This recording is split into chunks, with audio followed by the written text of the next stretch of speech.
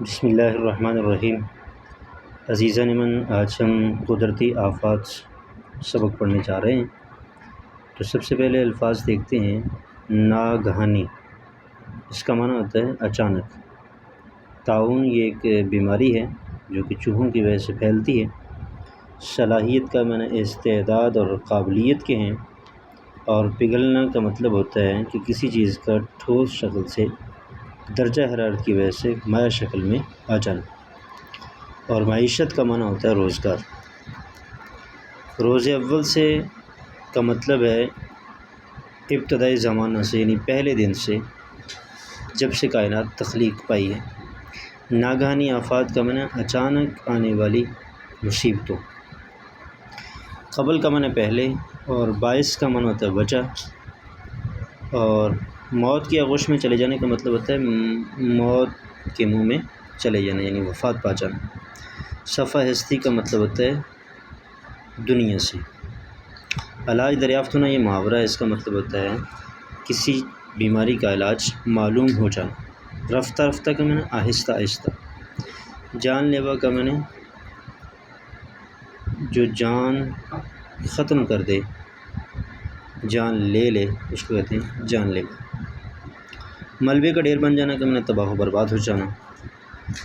اور شدید کا معنی خطرناک قسم کا زلزلہ۔ ریکٹر اسکیل اس پیمانے کو کہتے ہیں جس کے ذریعے سے زلزلے کی شدت کو محسوس کیا جاتا ہے، کہ اس کا اندازہ لگایا جاتا ہے۔ بدترین کا معنی بہت برا۔ اور اس کے علاوہ پیشین گوئی کا معنی کسی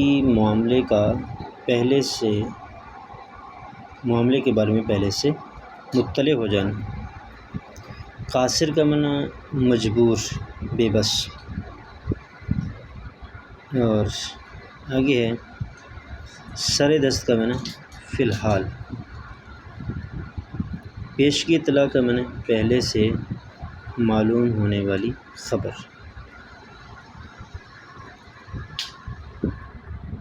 اس کے بعد ہے جان کی بازی ہارنا، یہ محاورہ ہے، اس کا مطلب ہوتا ہے وفات پا جانا، مر جانا۔ گلیشیئر کہتے ہیں جو برف کے پہاڑ ہوتے ہیں، ان کو گلیشیئر کہتے ہیں۔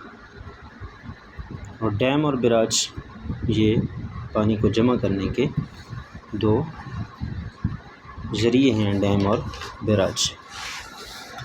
آگے سوالوں کے جواب دیکھتے ہیں۔ قدرتی آفت کسے کہتے ہیں؟ ایسی مصیبت جو اللہ تعالیٰ کی طرف سے انسانوں پر آئے اور اس میں انسانوں کا جانی اور مالی نقصان ہو، اسے قدرتی آفت کہتے ہیں۔ پہلے کون سی بیماریاں مہلک ہوا کرتی تھیں؟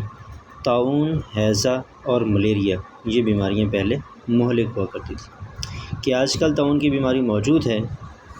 تو اس کا جواب یہاں سے دیکھ لیتے ہیں کہ آج اس بیماری کا کہیں نام و نشان نظر نہیں آتا۔ آگے ہے زلزلے سے کیا ہوتا ہے؟ زلزلے سے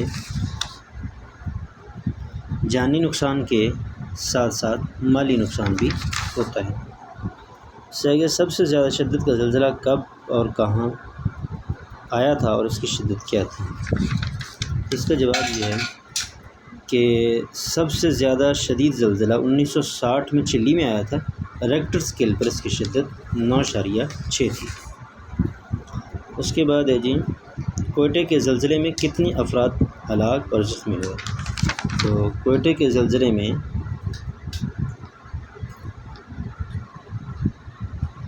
60,000 کے قریب افراد موت کے منہ میں چلے گئے۔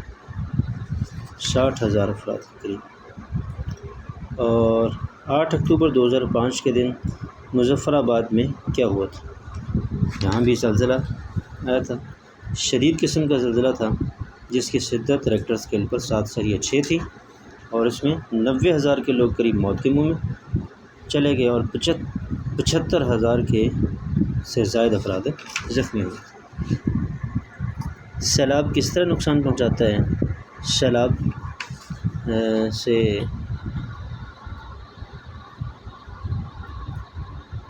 غریب کسانوں کی فصلیں، باغات وغیرہ تباہ ہو جاتے ہیں، ان کے مکانات گر جاتے ہیں، اور مویشی اور گھروں کے ساتھ سامان سیلاب میں بہہ جاتے ہیں۔